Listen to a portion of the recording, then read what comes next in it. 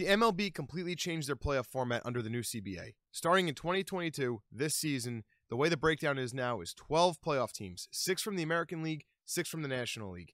Here's how it works. The 3 division winners are the 1, 2, and 3 seed. The 3 wildcard teams are the 4, 5, and 6 seed. The division winner with the best record from each league gets home field advantage throughout the playoffs, and they get a bye in the first round. The division winner with the second best record in both leagues gets a bye in the first round. The division winner with the third best record in both leagues hosts a 3-game series with the 6th seed. The 4th seed, the first wildcard team, hosts a 3-game series with the 5th seed, the second wildcard team. Then from there, in the second round, the playoff bracketing is locked. So the 1 seed plays the winner of the 3-6 series. The 2 seed plays the winner of the 4-5 series. The reason why they did the formatting this way is because it's going to guarantee that every team is going to try and win every game as much as possible throughout the year. So the way this is now is every team is going to be trying to get the 1 seed or the 2 seed as far as the division races go, and every wildcard team is going to be pushing for that 4 spot because they're going to try and have the home field for the 3-game playoff. It was honestly the best way the MLB could have possibly done everything that they did regarding the playoff formatting for the change they wanted to make to get the extra teams. So with the formatting explained, let's get into our breakdown of the predictions of the 2022 MLB playoffs. Starting out with the National League. Dodgers are going to win the NL West and run away with everything. They will be the 1 seed, easy, home field advantage, and the bye throughout the playoffs. 2, I think is going to be the NL East winners, the Atlanta Braves. They are going to enjoy the second bye for the playoffs. The 3 seed is going to be the Milwaukee Brewers. They are going to be the 3rd division winner, winning the NL Central. They are going to be playing the 6th seed in the wild card. I think the 3 wildcard teams in order are going to be the Mets as the first wildcard team / the 4 seed.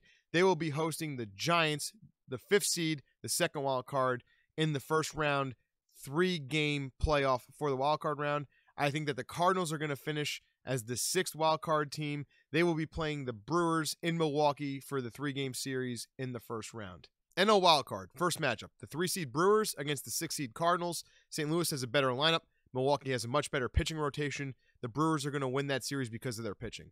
Now in the 4-5 matchup, the Mets and the Giants. The Giants are a great team, but the Mets were built for a 3-game playoff with Scherzer and DeGrom. If they're both healthy, they're going to be in that spot, and the Mets are going to steamroll them because that starting matchup is just way too much for anyone to overcome. Mets advance. Now the NLDS, the 5-game series. The 1-seed Dodgers are going to have home field over the 3-seed Brewers. This is a rematch from a couple of years ago. The Brewers pitching is a little bit more mature than it was in that series, but the Dodgers team is a lot better this year. They are going to easily win this series. I see them sweeping. There's no way it goes more than 4. Dodgers are going to win. The other NLDS matchup, the Braves hosting the Mets. This is a really interesting series. I think it's going to be the best one of the entire playoffs. If the Braves are going to get this done, despite them having a better lineup, they're going to need to do it in 4 games or less, because if it goes 5 games, that's when the Mets starting pitching, which is the big edge they have over everyone in the playoffs, is going to kick in. I think that the Mets do find a way to make it go 5 games, and I think that they break the Braves fans' hearts in Atlanta. I think the Mets win in 5 to go to the NLCS. Now for the NLCS, we got Mets-Dodgers. Dodgers are going to have the home field advantage. I think that if these two teams played 100 games, the Dodgers win 53 out of 100. That's how close they are. But unfortunately for the Mets, they've had to play the entire playoffs, including the first round. The Dodgers had that bye. The Mets aren't going to be able to set their starting rotation the way they want to set it. I think the Dodgers are going to win because of those factors. I think the Dodgers win this series in 6 games. So we have the Dodgers making it to the World Series out of the NL. Let's see who their opponent in the Fall Classic will be, breaking down the AL. Looking at the seeding, I think Toronto is the best offense in baseball by a wide margin. They're going to run away to the 1 seed throughout the regular season in the American League. The 2 seed is going to be the AL Central winners, the White Sox. Even though they're hurt, they're going to get healthy around the All-Star break the latest. They are the most complete team. They're going to run away with that division. The 3 seed is going to be the winners of the Wild West, which is going to be the Angels. It's finally their year. They're going to make the playoffs. Mike Trout's going to have a chance to make noise. The 3 wild card spots, we're having 2 come from the AL East, 1 come from the AL West. The Tampa Bay Rays are the second best team in the American League. They are going to win the first wild card spot. The Yankees, even though they're older, they have the same problems that always prevent them from winning the World Series. They still have the same matchups and the same composition that makes them make the playoffs every year. This year is no different. They're going to have the 5 seed this year. And I think that the 6 seed is going to be a toss-up between the Mariners and the Astros. If you're looking at like stock, the Astros are on the way down. They're getting older. Father Time's caught up. Carlos Correa is not there. That is going to be massive for this series. The Mariners are shooting up. They're progressing. They have great young talent. They have a good veteran mix after the move they made with the Reds. I think that the Mariners are going to lock down the 6 seed. Now for the AL wildcard matchup, you got the 3-seed Angels versus the 6-seed Mariners. This is an AL West matchup. I think that the Angels are winning the AL West for a reason. They're the best team out there. Mariners fans and team, you're going to have a fun year. There's going to be a lot of growth there, but you're going to lose to the 2 best players in baseball, Trout and Ohtani, in the series. I think it goes 3, but the Angels are going to win. On the other wildcard matchup, you got the 4-seed Rays versus the 5-seed Yankees. The Rays have had the Yankees number the past couple of years. It will continue here in the series.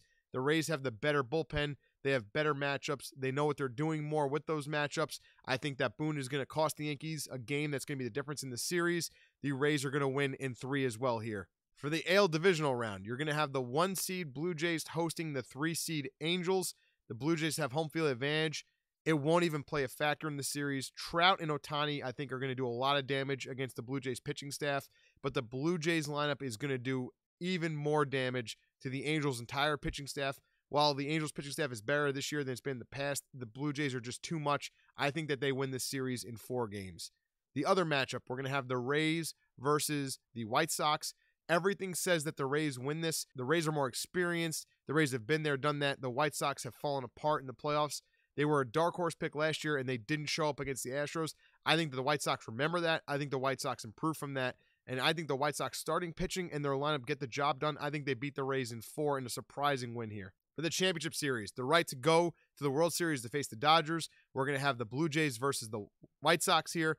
The White Sox are a good team. They just do not have enough to keep up with the Blue Jays. The White Sox are going to score runs, but the Blue Jays are just going to outslug them. I think the Blue Jays are going to win this in 5 games. The Blue Jays are just too much for any team that isn't a complete stacked team. That's not what the White Sox are. They're close, but they're a couple pieces away. The Blue Jays are going to the World Series. So a World Series matchup, we got the Blue Jays and the Dodgers. I almost always go on the side of the better pitching staff when you have teams that are complete and teams that are this even with each other. But in this case, I'm going with the Blue Jays. I just think that their lineup is significantly overwhelming. I don't think anyone can keep pace with them. The Dodgers pitching is really good. It isn't spectacular. Only spectacular pitching can slow down this Blue Jays lineup enough to win 4 games out of a 7-game series. That's why I think the Blue Jays are going to win the series in a full 7-game set. They're going to bring home a championship to Toronto before the Maple Leafs do, but that's not that shocking because the Maple Leafs are never going to pull it off. So there we have it for our 2022 playoff predictions. The Blue Jays reign supreme. We will revisit my predictions around the All-Star break and then again when the real playoffs start to see exactly how much I messed up. You guys can roast me in the comment section then. If you enjoyed the video, hit the like button. Drop a sub if you guys are into baseball content because we're breaking it down all year long on this channel. Take care. We'll see you in the next one.